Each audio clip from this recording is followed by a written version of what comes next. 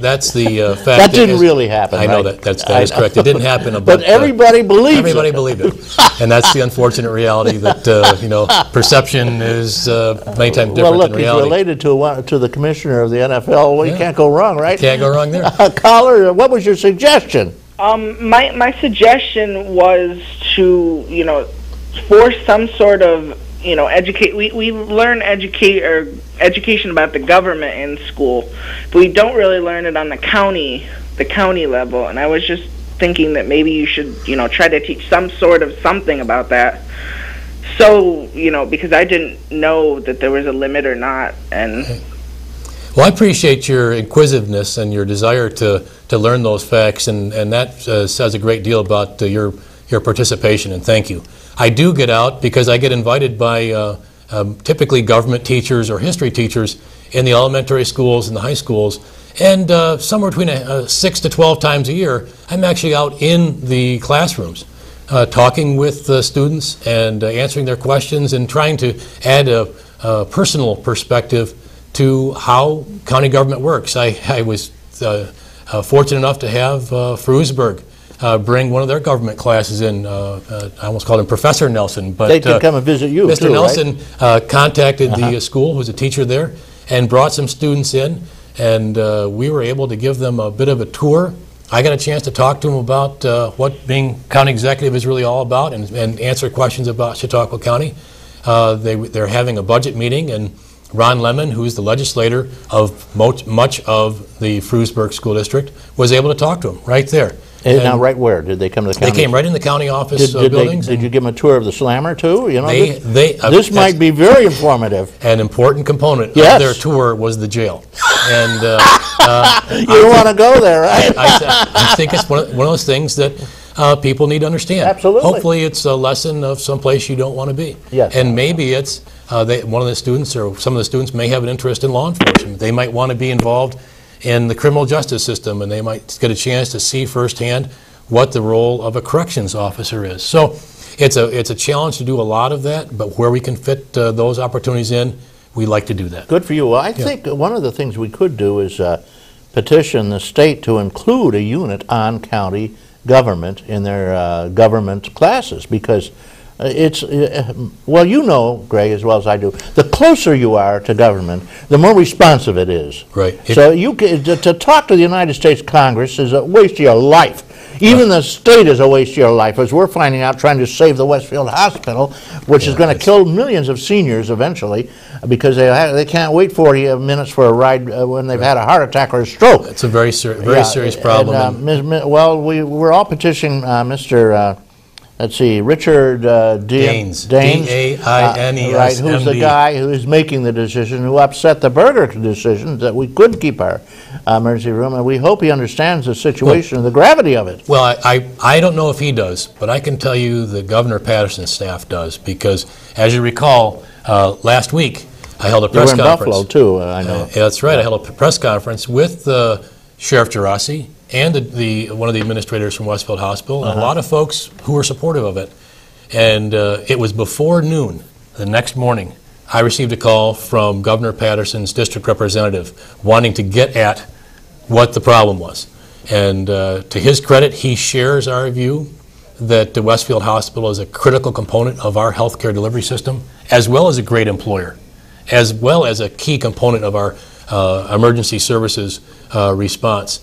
And he's doing everything he can to assist in getting the right information out there. I still have not received a response from Dr. Richard Daines, MD, who is the Department of Health Director. I had contacted him directly. I sent him a letter thanking him for his help in the swine flu incident last year, and then asking him to communicate with me so I could give him my perspective. I think is shared by most of the folks that Westfield Hospital is a key component, an essential piece of our healthcare delivery system, and I have as yet to even receive one of his staffers' response. Now, we talk about the 2nd Battalion. Unfortunately, if it's closed, a lot of other communities will lose instant emergency assistance, like Ripley. Sure, Ripley could go to Buffalo, to Erie, but they're much closer and quicker to go to Westfield from they're that side of the community. Right. The same with Portland and many other little communities around, Mayville even included. Well, one of the concerns I have is going back to the emergency services commitment. We have volunteers, and that's what they are, volunteer services that go to your home, pick you up if you've had an incident or an accident. And we know that agriculture is one of the most dangerous occupations that you can have, and we are surrounded by agricultural businesses. If you're hurt out there in the field, your emergency services professional goes and gets you. We're talking about volunteer fire companies. Pick you up and get you to Westfield Hospital or the appropriate hospital wherever you're closest to. Before you bleed to death or whatever it might be. And there's a lot of difference between a 7-mile ride to Westfield and a 27-mile ride. You're talking about to minutes versus an hour Westfield, almost. or to WCA, which is a great organization, or Brooks, or TLC. And the volunteer, if it has to be that long, is going to have to make that calculation in their mind, that it's not just a 7-minute ride, so that means you go get the person, get them to the hospital, get them checked in, and leave. It's hours that you're committing. You're talking hours. And also, incidentally, not only we just pulled somebody up who got caught in a screw that was drilling holes. Oh, I mean, these things happen every day. They happen all the time. And we have the highest number of seniors in the Westfield area than any other community, I might add. And we have the Amish who really do need, their horse and buggy ain't going to make it. I got 3 calls. Let's take a call. Okay. Good morning, caller. Good morning. Good morning. I'm going to be off subject a little because I have a question for your guest concerning, it's my understanding that the population in the county is going down. Is this due to, do you feel this is due to perhaps the recession? There's fewer jobs because there's places that are laying off and so forth, or is it a temporary thing? And is it going to affect us in like taxes going up because they're still going to need the money to run the county, but there's going to be fewer people, and especially these look like they're working people that are leaving to pay the taxes? Yeah. No, thank you, Cole. That's a good question. It is a great question. Over the last decade, over the last 10 years, we've had a slow decrease in the number of people that are living in Chautauqua County. We are in the midst of another census where we are going to actually next year have an official count of the number of people in Chautauqua County. I'm interested very much in what that's going to say next year. Mm-hmm. But over the last 10 years, there's been a slow decrease in the number. The interesting part is, caller, and you've really hit the nail on the head, that what's the impact, and how do we address that particular challenge? And that is a key component of who we are and how we go forward. I'm interested in the number this year because a year ago, right now, a year ago in October, we were in a situation where we had a much different challenge. Our challenge was that we had 1,000 open jobs that were unfilled, that businesses were looking for people to come to Chautauqua County and fill them.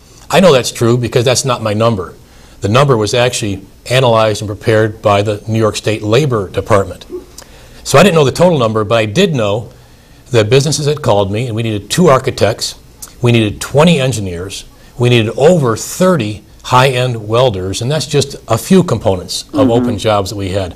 I met with Hope's Windows this past week, and a year ago today, they needed 75 more people come and join their operation because of the volume of work that they had.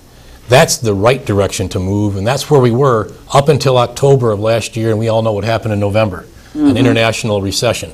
And so my belief is that those companies are positioned in such a way that they can then get back to growing as soon as the recession occurs.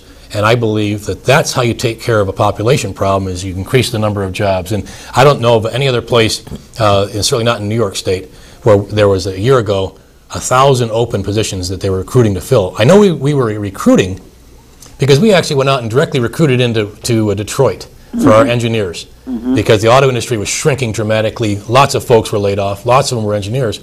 And we were recruiting them to Chautauqua County.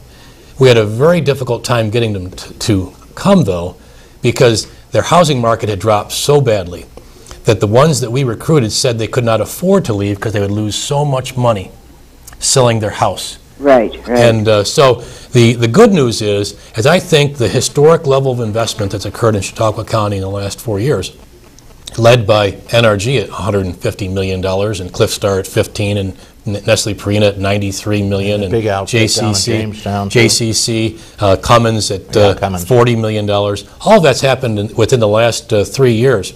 That is the stage being set for